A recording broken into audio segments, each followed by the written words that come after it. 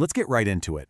What if I told you that the absolute reality of our world, everything we think of as random chance, is actually being shaped behind the scenes by a timeless, shape-shifting wanderer?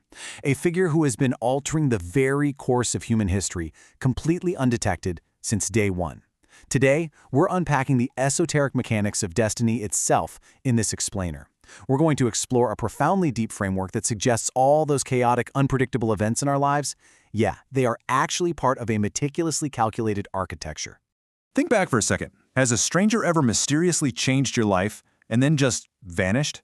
Maybe someone bumped into you, you dropped your coffee, and because of that tiny delay, you missed a train that actually ended up derailing, or perhaps a totally random brief encounter with someone completely redirected your career path in a way you literally never could have planned. We usually just call these moments serendipity, right? Or mere coincidence. But within this hidden framework of destiny we're looking at today, there is absolutely no such thing as a coincidence. That fleeting interaction, it was deliberate architecture. Which brings us perfectly to our first major concept, the master of hidden knowledge. We are going to examine a historical figure known as Khidr. And to really grasp his role here, we have to understand his primary tool, something called Ilm Laduni. Now, this isn't the kind of knowledge you can just go learn at a university or deduce through logic or, read in a book. It is the absolute, divine, secret knowledge of the past and the future. Think of our human perception like watching a street parade through a tiny little hole in a fence. You only see the one float passing directly in front of you. You don't know what just passed, and you have absolutely no idea what's coming around the corner. But Khidr, possessing Ilm Laduni, is essentially sitting in a helicopter high above the city. He completely bypasses our human limitations of time and space, and he sees the entire tapestry of existence, the beginning, the middle, and the end of the parade, all at exactly the same time. And this brilliantly illustrates his very nature within these esoteric traditions. His title, Al-Khidr, literally translates to the Green One. Now, don't mistake this for just a nice poetic metaphor. It signifies that the reality of his presence carries such a profound, concentrated energy that wherever he sits, dry, lifeless grass instantly springs into vibrant green life. He is fundamentally a bringer of life and renewal. This implies that his interventions, even when they might seem destructive to our limited, street-level view, are ultimately designed to cultivate growth. He breathes vital energy into the dead or stagnant parts of the human timeline. Now you might be wondering, how does someone even reach this state? That takes us right to the secret to immortality. How exactly does a being become completely untethered from the normal biological laws of human life and death?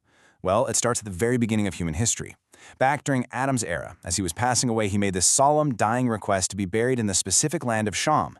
Now fast forward a few generations and the world is plunged into the devastating cataclysm of the Great Flood. The prophet Noah, commanded his sons to transport Adam's body to fulfill this ancient wish. But the world was chaotic, it was treacherous, deeply unsettled. Understandably, the sons were utterly terrified of making the journey. So to motivate them, Noah revealed a really powerful ancient prophecy. Whoever successfully buried Adam was promised eternal life. But still, the fear of that post-flood desolation was just too great, and they refused. It actually wasn't until much, much later that Khidr stepped forward into that desolate landscape. He took on the immense burden, fulfilled the ancient prophecy, buried Adam, and in doing so, he discovered Abul Hayat, the hidden water of eternal life. By drinking from those hidden waters, Khidr entered what this framework describes as the second level of existence. He completely transcended mortality. He's now unbound by time or physical space, just effortlessly slipping between centuries and continents. And to execute his task secretly, he can shape-shift into entirely unknown faces. He could be the local shopkeeper, a passing cyclist, or that stranger on the bus. Furthermore, he has absolutely no biological need for food or drink as we understand it. Get this, his immense transcendent energy is sustained for an entire year by just a single sip of Zamzam water. He operates in this parallel state of pure function, silently executing cosmic tasks until the end of the world. So what happens when human logic meets this divine reality? Let's look at the ultimate test of patience. This is where the story gets really intense. Let's look at what happened when the great prophet Musa, Moses, attempted to follow Khidr to learn this hidden knowledge. Now keep in mind, Musa represented the absolute peak of human morality and law. He promised Khidr he would remain silent and patient no matter what he saw. But look at the staggering trials Khidr actually puts him through. First, they hitch a ride with some exceptionally poor, hard-working sailors who kindly offer them free passage. In response, Khidr deliberately sabotages their boat, literally tearing a hole right into the hull. Musa is naturally shocked by this insane ingratitude. Next, they're walking through a village, and without any warning whatsoever, Khidr abruptly takes the life of a young boy. It's horrifying. It's an absolute violation of all human justice, and Musa is just beside himself with outrage. Finally, they are exhausted and hungry, and they enter this cruel town that outright refuses them any food, water, or shelter. Yet, instead of just leaving, Khidr spends hours doing grueling, unpaid labor to meticulously rebuild a crumbling wall for these exact same hostile villagers.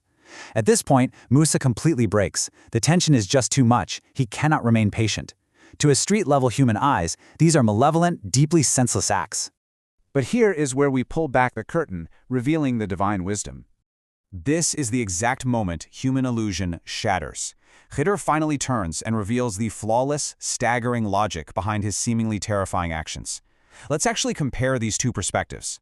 Musa saw the senseless destruction of a boat, but Khidr, with his helicopter view of time, knew that a tyrant king was stationed just up the river, forcibly seizing every pristine ship for his armada. By slightly damaging the hull, Khidr rendered the boat defective to the king's inspectors, saving the poor family's entire livelihood. Musa saw the unforgivable loss of an innocent life. Khidr saw the future. He knew that boy would grow up to inflict horrific tyranny and ultimately doom his deeply faithful parents. His removal was actually a profound mercy that secured the parents a future of peace and a different, profoundly better child down the line. And the wall? Musa saw foolish, unrewarded labor for terrible people. Khidr saw that beneath that crumbling wall lay a hidden treasure belonging to two helpless orphans. If the wall had fallen right then, those cruel villagers would have absolutely stolen the gold. So Khidr secured the wall so it would stand until the orphans came of age to claim what was rightfully theirs.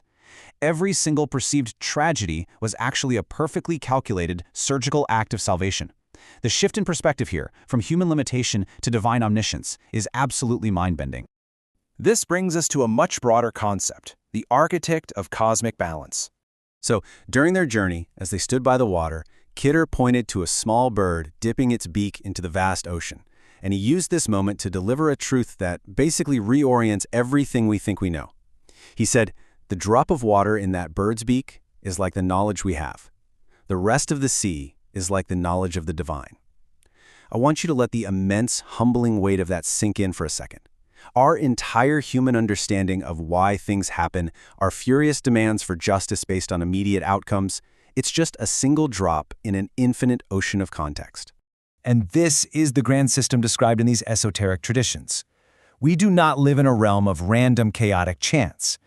Every single living and non-living entity has a specific assigned cosmic task.